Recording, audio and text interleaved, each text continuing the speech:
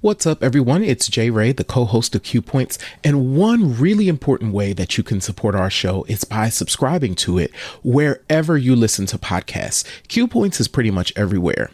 One of those places where you can subscribe, and we highly encourage it, is on Apple Podcasts. If you visit qpnt.net/Apple Podcasts. You could subscribe to the show and listen to all of the episodes.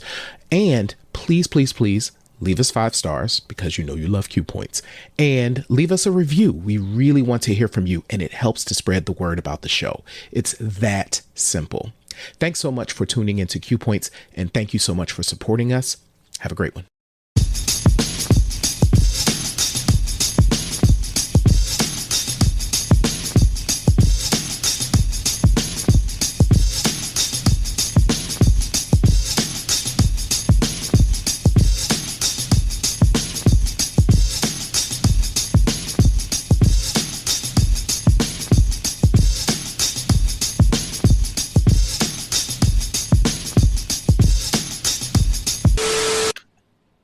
Hey, 1 2 1 2.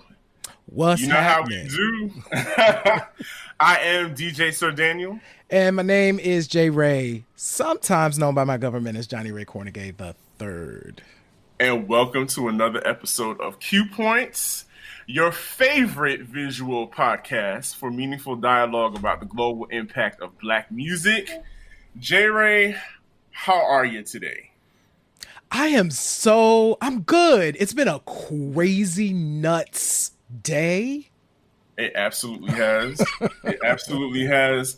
To anybody who has family in the service, our hearts go out to everybody that has been impacted in what's going on in Afghanistan right now. It's just a lot. And then on top of that, we have a lot of stuff going on domestically. But listen, the next 45 minutes, you could chill with us. And you can take your mind off of all of that that's going on in the world right now. Matter of fact, Jay Ray, let's do this. What's one thing you're grateful for? I'm going to let you think about it because I'm springing this on you. One thing you're grateful for. I can tell you one thing that I'm grateful for today is that one of my favorite podcasts, Danielle Smith's Black Girl Songbook, has started season 2. So I was able to listen to the latest episode, the new episode starting season 2. Nice. Featuring Aaliyah, or talking about all things Aaliyah, speaking to Fatima Robinson and their special relationship as her choreographer and friend. And of course, they talked about how Aaliyah's career was overshadowed by the men in her life. Yes. R. Kelly, Uncle Barry. Dame Dash, all of these people. All of those people, all of those men. But it's a great podcast. I love Danielle Smith. I've always been a big fan of hers. So I'm very grateful for that for that piece of pop culture goodness I'm able to listen to on my drive into work every day. I love that. What am I grateful for? I am grateful for some good art that's kind of happening. In preparation for this show, I actually watched a documentary that I hadn't watched before, and that's 20 Feet from Stardom. And I left that thing so inspired. Have y'all watched 20 Feet from Stardom? Because that thing is amazing. Just drop it in the chat. Comments. And we're live. We're live right now. So shout out. Shout out Kipper Jones. Shout out Yvette Murray. Shout out Trey Dixon, because y'all are here with us. And so I'm grateful for Q Points fans. I'm grateful for all of y'all who come back and support us and hang out with us. Me and Sir Daniel couldn't be happier, man. We are continuing to build this thing. So I'm grateful for that too. Absolutely, yes. There are some great things that are on the horizon, some new avenues that are going to open up pretty soon, and we can't wait to talk to you about that.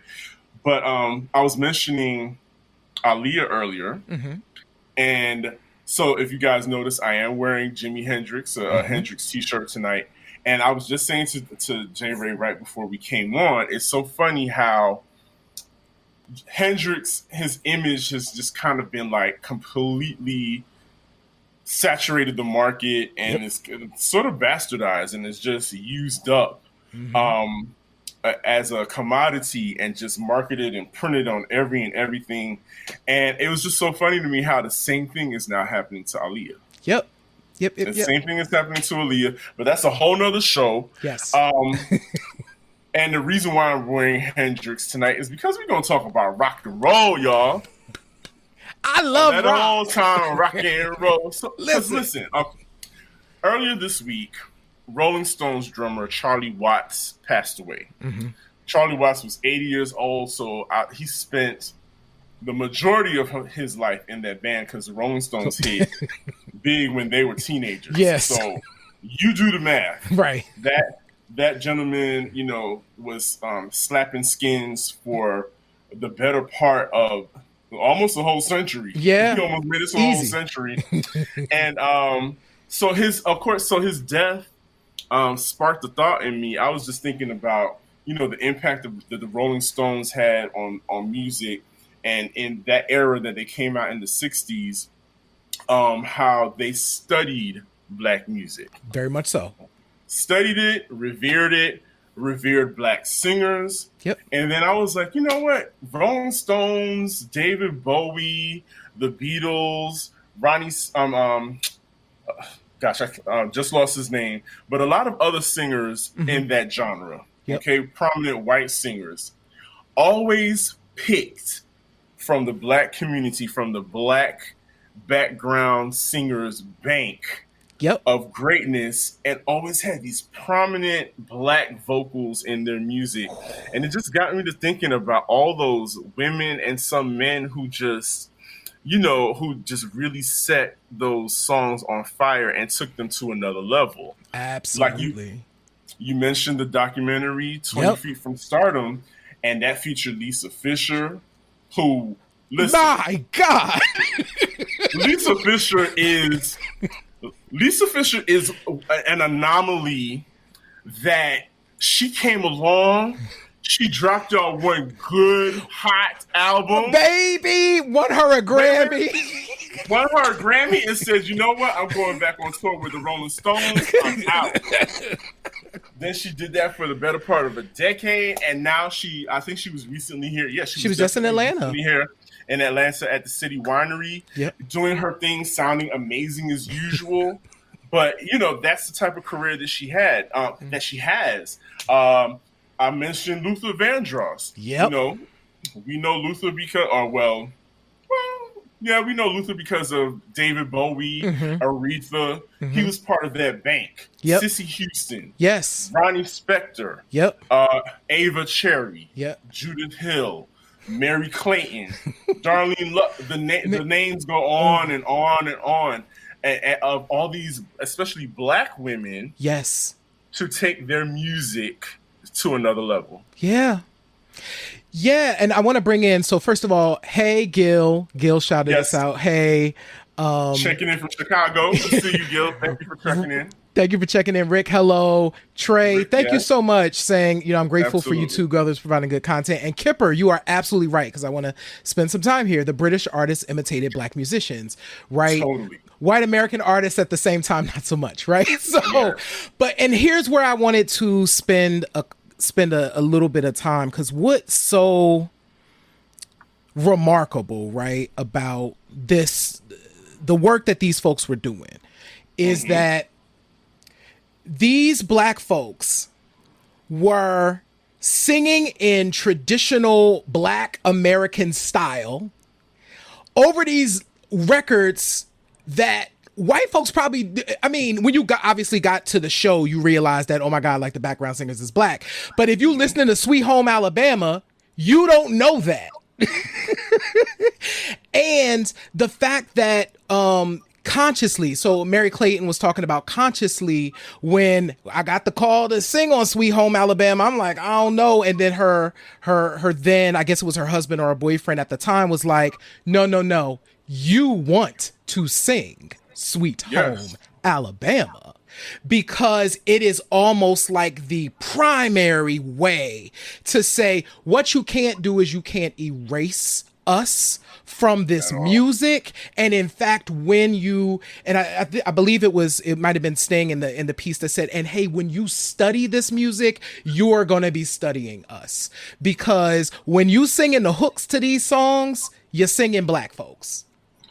You are absolutely singing black folks, and it makes me think of the old, I guess, the trope, the tried and true trope that every award show uses when one of these rock bands or even the country bands tend to use.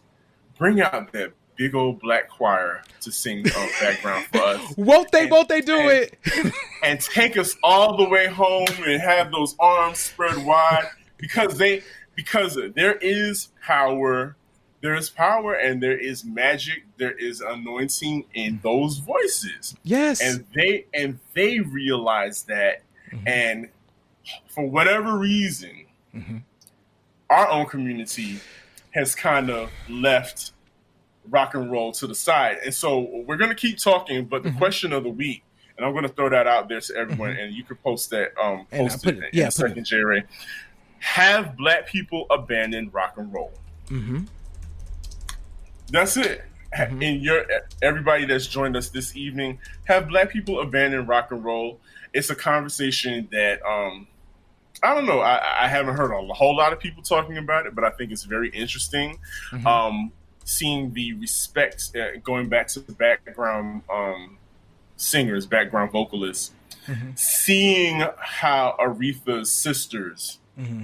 played a major role in that background mm-hmm. in creating classics, oftentimes writing those classics mm-hmm. and taking these projects to another level. I don't think we even give background vocalists the credit that they deserve sometimes.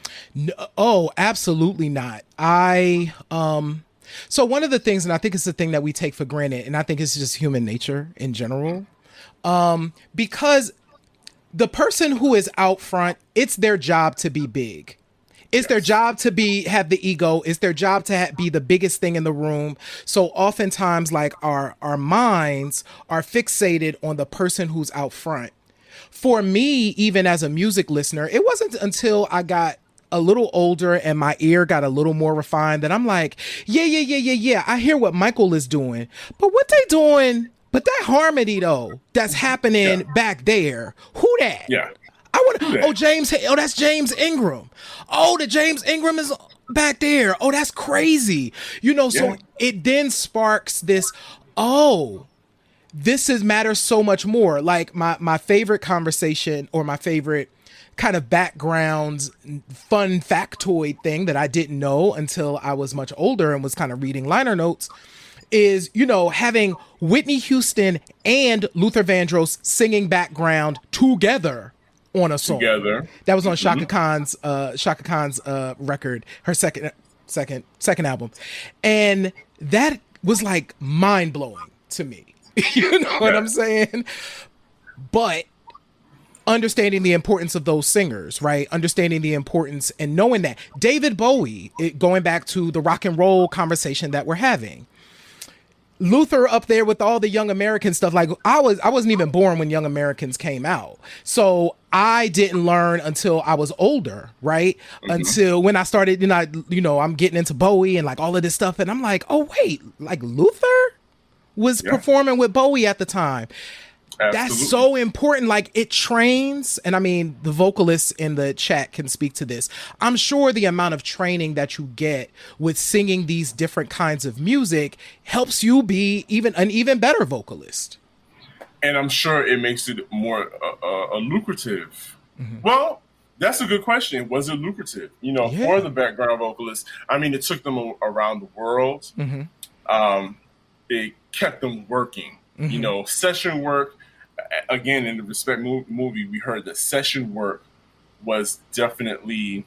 That's a good question, Trey. It is. I'm just about Pink Floyd having sisters doing background vocals. They probably did. I'm sure it was true. I'm sure they did. I'm sure anything that you can think of that was that rock and roll that. Okay, let's put it like this. Earlier this week, if you were anywhere on Instagram or any social media, I'm sure you saw that meme that asked the question, Black community, what is the one white song that you can't live without or that makes you happy, right? Mm-hmm. The reason why those songs make you happy is because we're the ones singing backgrounds on it. We're the ones that put vocals on it because it's something that resonated with you because we slapped all that soul, all that stank on it to give it that flavor that appeals to us. So again, I think I've said this from show number 1 until now.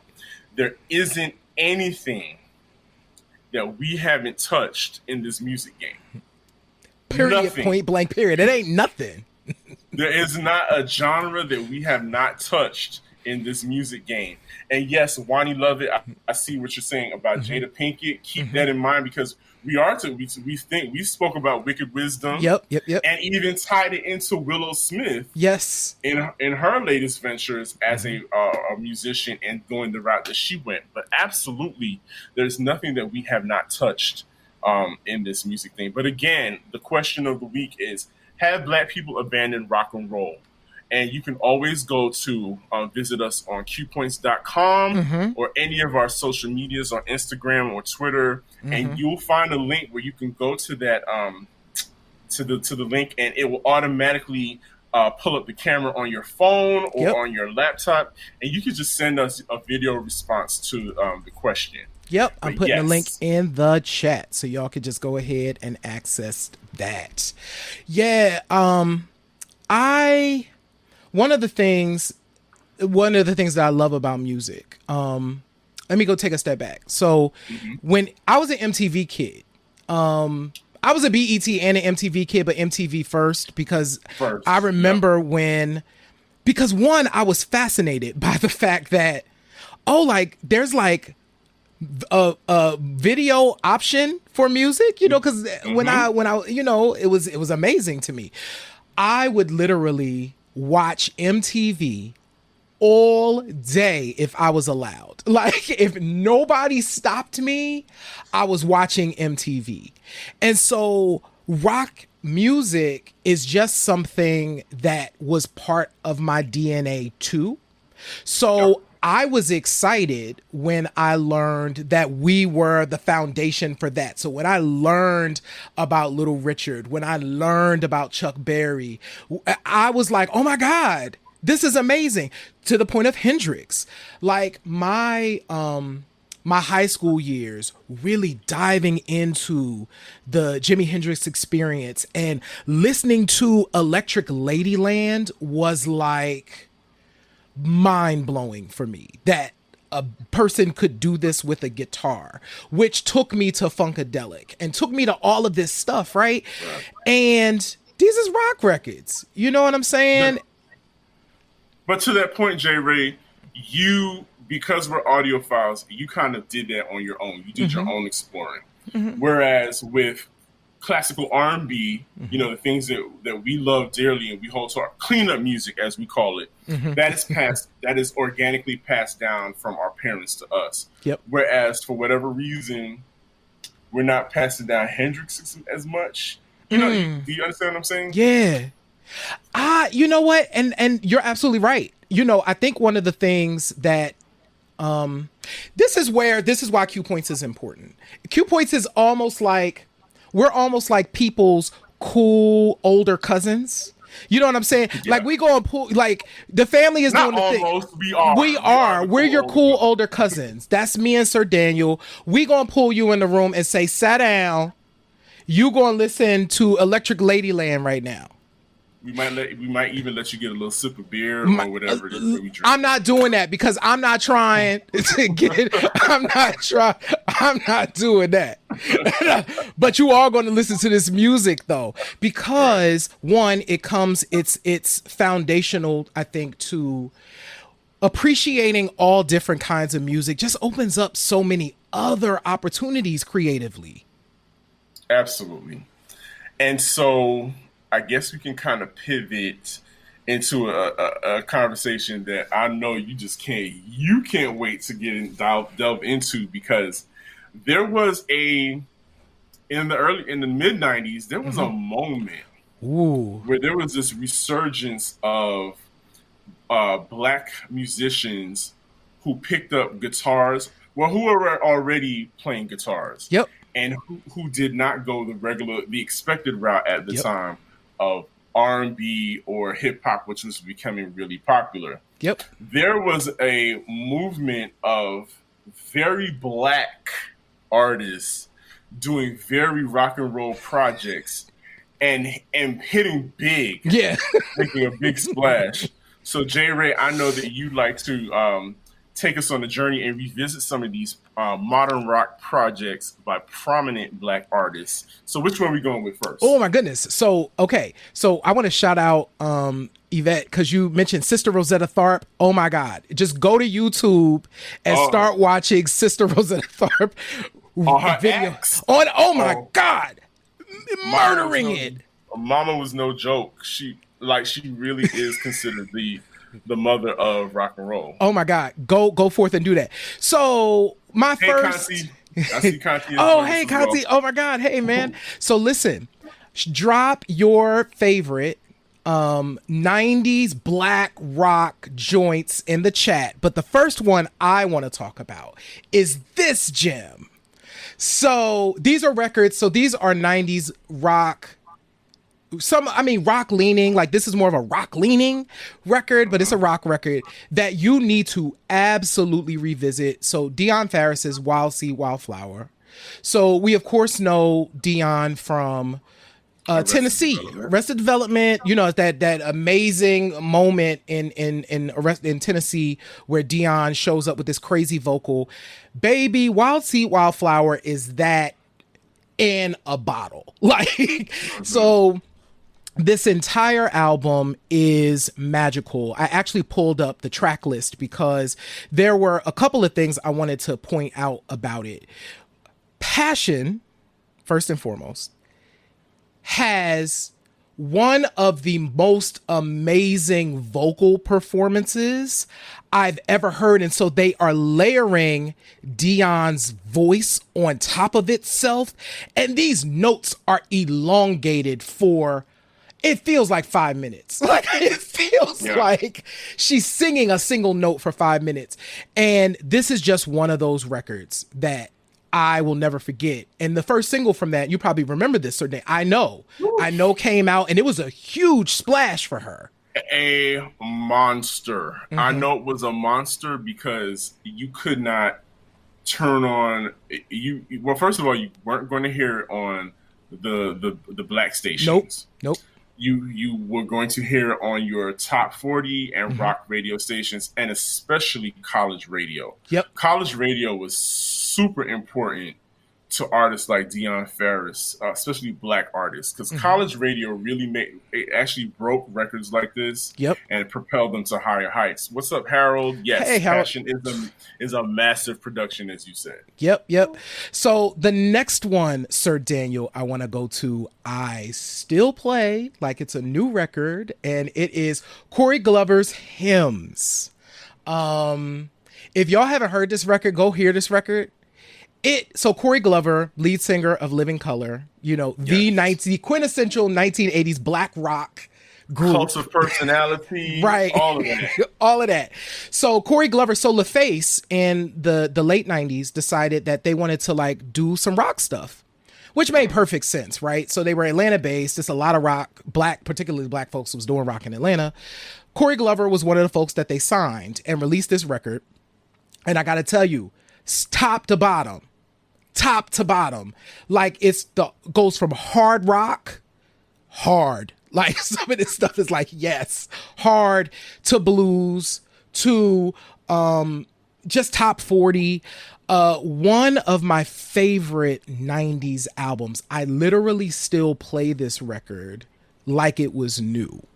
It just is one of the great joints. So my song that I want people to check out on this, there's so many. I want to pick Sermon for this. Sermon, I think, is a good.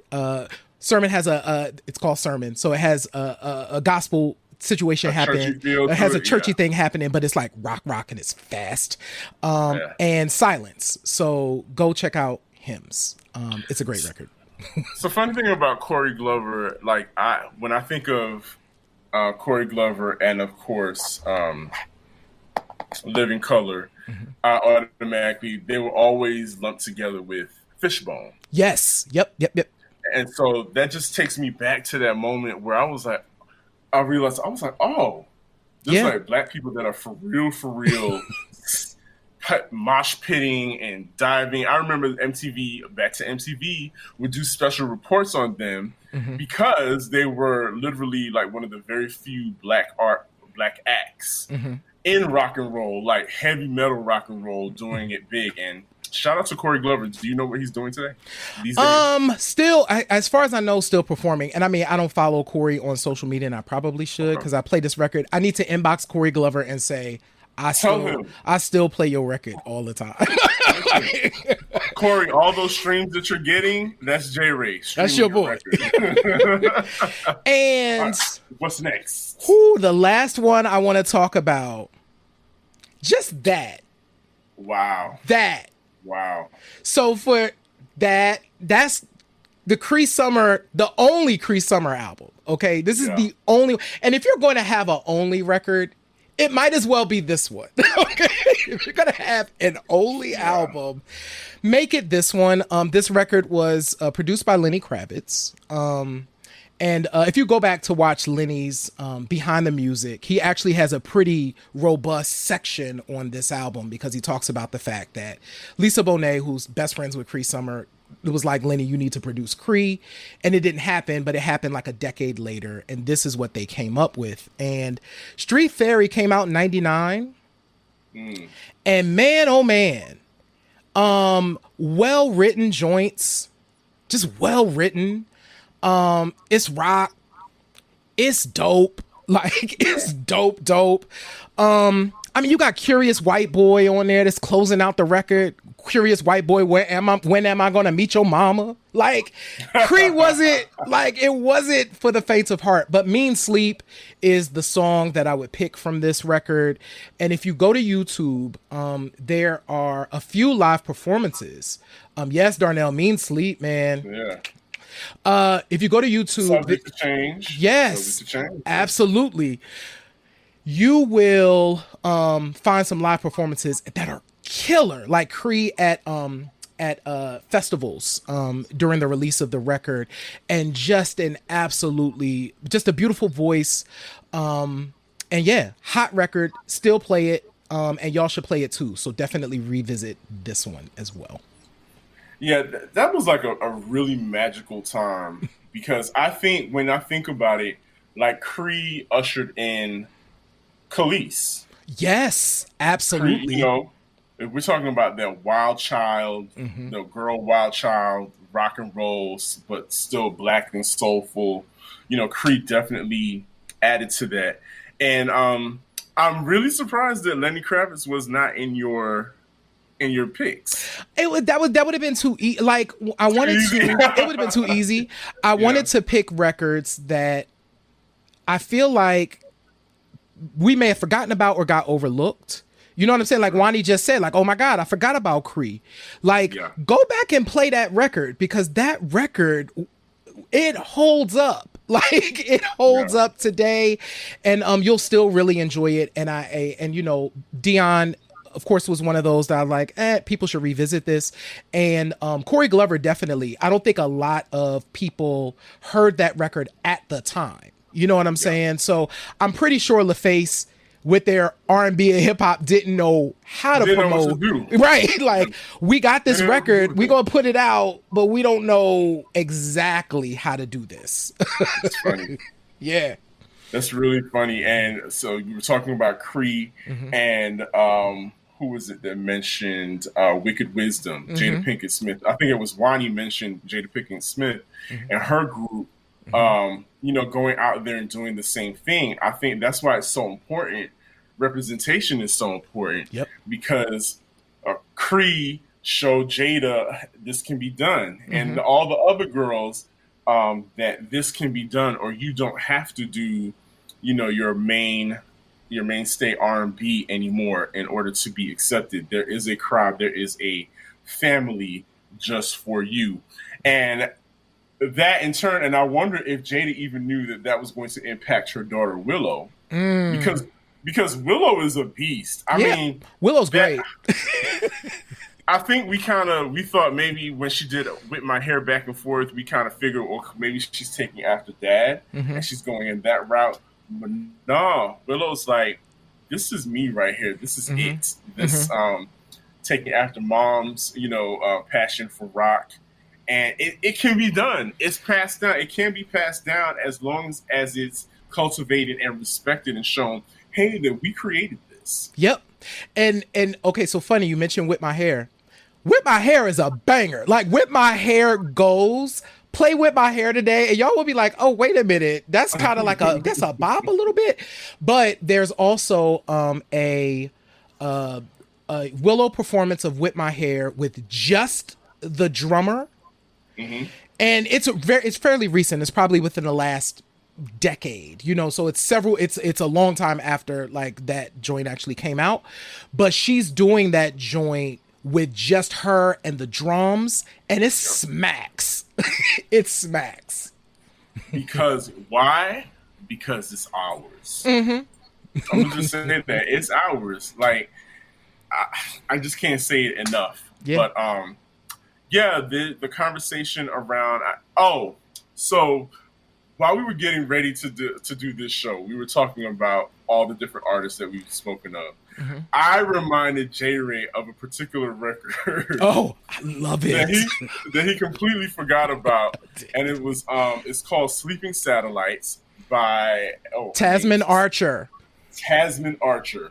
And I think one of the things that we just thinking about this, one of the things, maybe the reason why we may have abandoned rock and roll music is because of this image that we think a black person, right? A black person that likes rock and roll fits this image, and that doesn't have anything to do. It's not as cool as we like it. Yep. I don't know. Do you have that image? I don't have that. I don't have that image loaded, okay. But we know that image.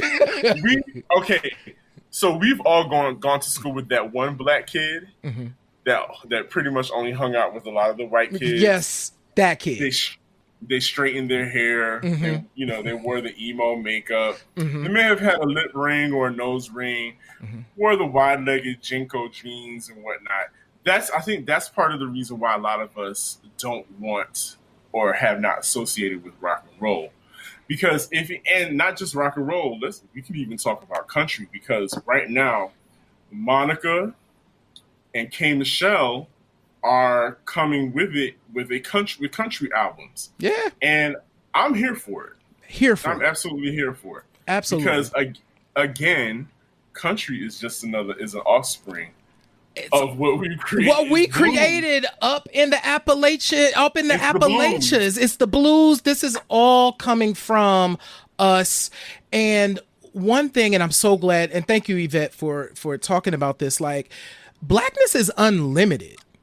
Like, unlimited. It's unlimited. We show up in so many ways and doing so many things and bringing all of our history to it, that us being able to say, yes, I want to listen to this rock record right here. And even seeking out some of that is so incredibly important. I can't wait till we get and do the punk show. So listen, and it's funny you mentioned that. Harold just made a adult point.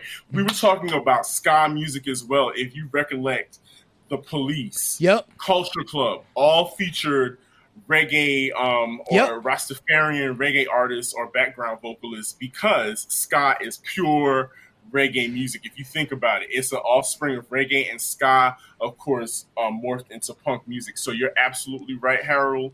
They will say it's everything. They will say it's everything else. They will say it's ska, but it's like, okay, but what's happening back there? Right. So you trying to tell me those aren't like island grooves and island melodies that you guys are playing right now? Okay, you're right. Okay. So yes, ska is ours too. Yes. just another different part of the diaspora. But before we get out of here, J. Ray, there is something that I know that you know that you think that the rest of us should know. So, J. Ray, why do you know that? I know this because I love Shaka Khan. I also love a lot of 80s rock stuff. So, our 80s rock, there's a couple of 80s rock albums that I play pretty regularly, or 80s rock artists that I play pretty regularly. NXS is one. And another is Robert Palmer. So Robert Palmer's Riptide is just, I love that.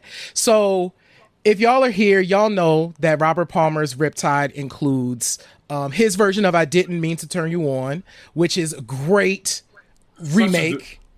Is there a debate on which is better? But I don't know if there's a debate, but I love both of them. I love his version. Obviously I love the original. You know what I'm saying? Like, give me Sherelle any day, I'm happy. So there's that. But also, of course, the first single from that record was Addicted to Love. Ha. So exactly. I'm gonna be in the background swinging. You're gonna do that, right? My hair is pulled back, so just picture me being right. So with very severe makeup. Go ahead, Jay. Here is one of the things about Addicted to Love that folks may not realize, and this is probably one of the reasons why you love it. Shaka Khan, did the vocal arrangements on Addicted to Love, and actually Addicted to Love was supposed to be a duet between her and Robert. And so this kind of started coming out in like the 2000. It was like people started talking about it a while ago, but she actually brought it up in a recent interview, and I'm gonna play a quick clip. The reason why I think this is so important is, once again, in the 80s, in the early to mid 80s, your rock artists started getting in them studios with like your Bernard Edwards and your Jimmy Jams and your Terry Lewises and your LAs and your Baby Faces, and say, can you put a little bit of that stank on what I do? Just sprinkle it. Just sprinkle a little bit of there. And Robert Palmer was one of those folks that kind of, had them harmonies and it's like a little bit of soul, but it was rock and roll. So we just be putting our finger in stuff, and Shaka put her finger in Addicted to Love, and that's one of the reasons why it has the flavor that it has. So I'm gonna play this quick clip of Shaka talking about that, because I think it's really interesting. I was living in New York then, and this is New York, and we went, and he said, you want to come to the studio and maybe we do this song with me? I said, hell yeah. Want to come to the studio and roll around a little bit? And maybe we'll get a song out. Let's get it, yeah, absolutely. And we were the same label. We both at the same label. So that'll be great. They can't say no. I mean, what would they say? No. We went in, we did it. It was fabulous. I did the vocal arrangements, all the backgrounds and stuff, and put them down and stuff and all that. And then we played it for the Addicted to Love? Yes. And we played it for the label, and they said no. What? That was the first time I think that I experienced true racism. They didn't want you two together? I can't come up with a good reason as to why they wouldn't. I know Tina Turner incorporated that in her playlist as well. Addicted to Love, yeah. That's interesting. I didn't know that. Isn't that cool? Like that Tina threw it in her set, and Shaka like, oh, word. That's interesting. I detected a we not that wasn't no shade. I think actually it's funny because I looked at that. I was like, oh, was that shade? I think it was actually more like, oh, like I kind of really like Tina put my song in there in her set. Okay. But yeah, so that's the thing that I know this week on Q Points.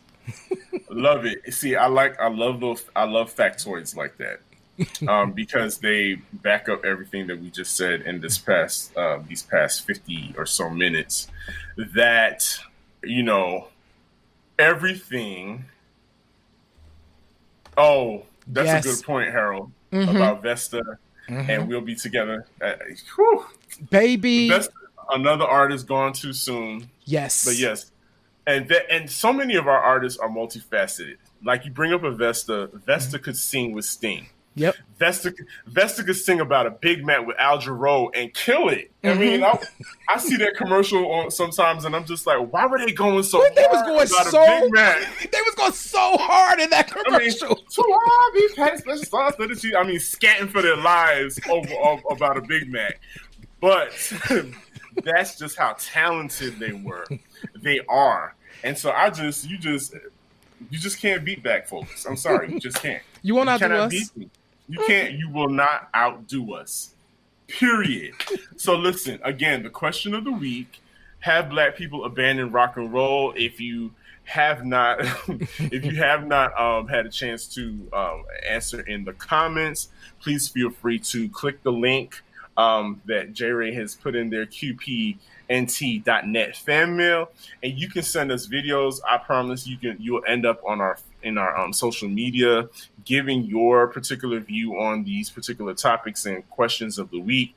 Please become a Q Points insider at qpoints.com. qpoints.com, man. And you will be privy to a whole lot of great upcoming stuff. I promise you. I promise you. So, J Ray, I mean, it goes without saying, we always have dope shows. I mean, we do be having dope shows, though. And make sure, for all of you who are joining us, thank you so much for being here. Tell people to come. Tell people that we're having these conversations and that you're enjoying it. And we definitely, it's all about, Q points. So setting where the needle needs to be, where the conversation needs to be. So yes, Charlie Watts kind of sparked this whole conversation about the impact of black folks on rock and roll. And this is what we do here. This is what we do. Absolutely. So J Ray, what do I always tell the kids? In life, you can either pick up the needle or you can let the music play. The choice is yours. Thank you for joining us for this episode of Q Points. God willing, we will see you all next week. I am Sir Daniel. I'm J Ray. Peace. Peace.